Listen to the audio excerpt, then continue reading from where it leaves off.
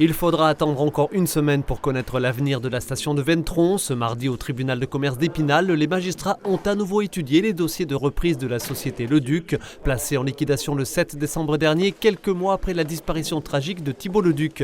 On parle ici de la gestion des hôtels de ce site emblématique du tourisme 4 saisons de notre département. 2 repreneurs étaient sur les rangs, dont le duo formé par les Mosellans Alexandre Keff et Pierre Singer, qui avaient dévoilé leur projet en janvier dernier. Projet réalisé avec la société d'Ecobois de Saulxures-sur-Moselotte. Alexandre Keff est le propriétaire gérant du luxueux domaine de la Clos à proximité de Thionville. Pierre Singer est l'ex-co-directeur du parc animalier de Sainte-Croix, mais toujours président de la fondation Sainte-Croix Biodiversité.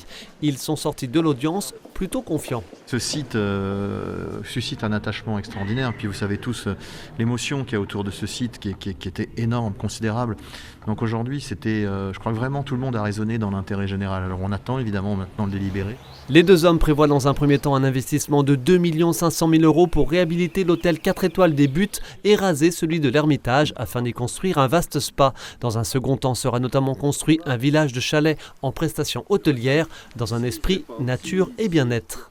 Le vrai luxe, c'est de pouvoir quitter son quotidien, en sortir et se reconnecter à la nature. C'est un luxe absolument incroyable.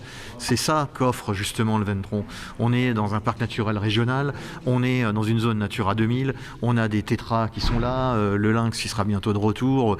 Bon, ce sont une tourbière exceptionnelle. Et puis il y a bien sûr le ski, objet d'une délégation de service public. Leurs ambitions en la matière sont claires, maintenir le ski à l'Ermitage Frère Joseph. D'autant plus aujourd'hui avec la médaille d'or de Clément Noël.